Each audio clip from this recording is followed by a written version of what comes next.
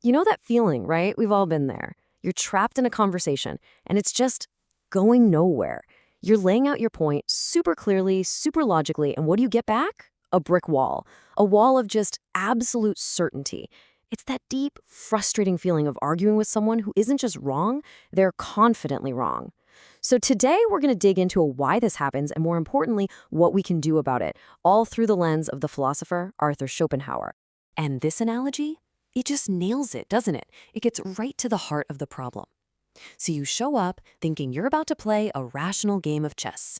You know, a discussion with shared rules, with logic. But the person across from you, they're not playing that game at all. For them, this isn't about finding the truth together. It's about avoiding the feeling of losing no matter what. So the second you threaten their position, they don't make a better move. Nah, they just flip the entire board over, send the pieces flying, and declare the game over.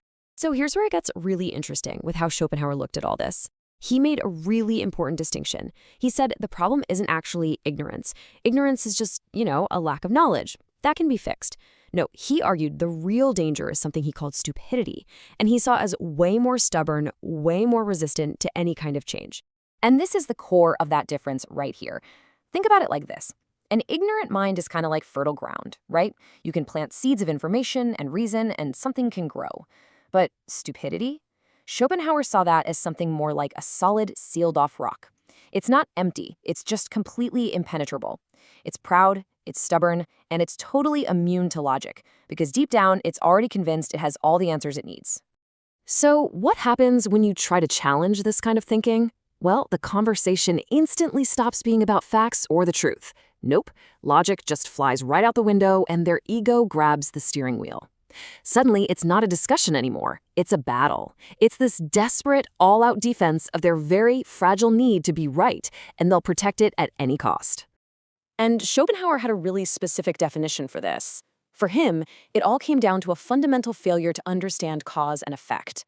He even told the story about an 11-year-old boy in an asylum who was just captivated by his own reflection. And the thing is, the boy just could not understand that the image was a result of the mirror, that it was a direct effect of him standing there. He was convinced it was a whole other person, a separate, independent reality. You see, this basic failure to connect the dots, it leads to a really predictable set of traits.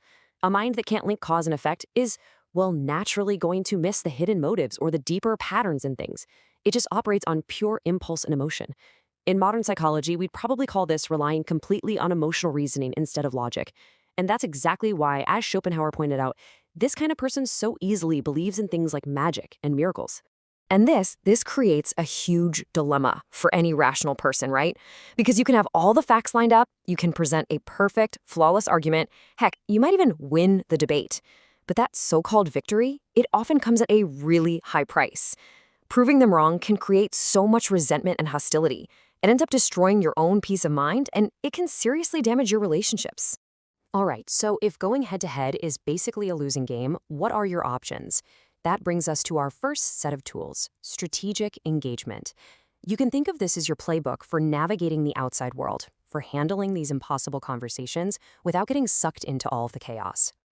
So here's a kind of strategic toolkit for dealing with this stuff. First up, understate your intelligence. Seriously, don't wave it around or act superior. That just makes people envious and causes them to dig their heels in even more.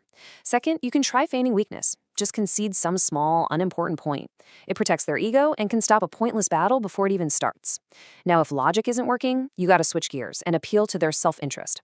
Stop asking, is this true? And start asking, how is this going to affect you? Sometimes, when a direct point won't land, you can use wit or irony. A clever remark can get the idea across without a big confrontation. And finally, the ultimate move, strategic withdrawal. Just know when to walk away, recognize when it's an unwinnable debate, and just save your energy. But hang on, all of these tactics, they're still about trying to manage the other person. So let's just pause here for a second and ask a totally different question. What if the whole goal is just wrong? What if trying to win, or even just trying to manage the argument, is the real trap?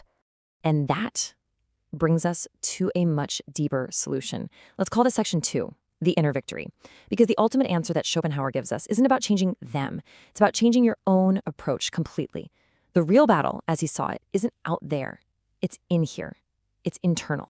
And this is it. This is the quiet little realization that just changes everything. You were never meant to fix them. Simple as that. You can't. You can't convince every single person or win every single argument. That was never your job in the first place.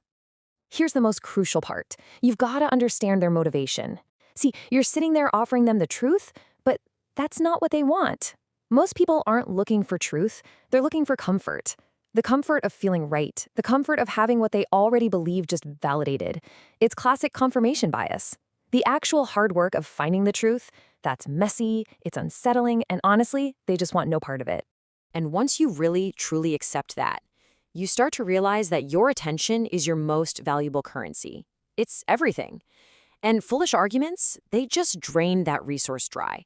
They pull you into these pointless debates, these endless back and forths, and they just steal your mental energy. Real power is realizing you get to choose, consciously, where you invest that currency. Which brings us to the ultimate takeaway here. The goal is no longer about proving them wrong. Forget that. The real goal is to protect your inner peace, your serenity, your calm, your ability to focus. That is so much more valuable than winning some debate that was never really about the truth to begin with. So let's end on this final thought. Walking away from an argument, that's not defeat. Letting someone else just be wrong, that's not weakness. It is the absolute highest form of strategic victory. Because the moment you realize that some battles are just not worth fighting, that's the moment you stop losing. You stop losing your energy, you stop losing your focus, and you stop losing your peace of mind. And in that quiet, simple refusal to engage, that's when you win.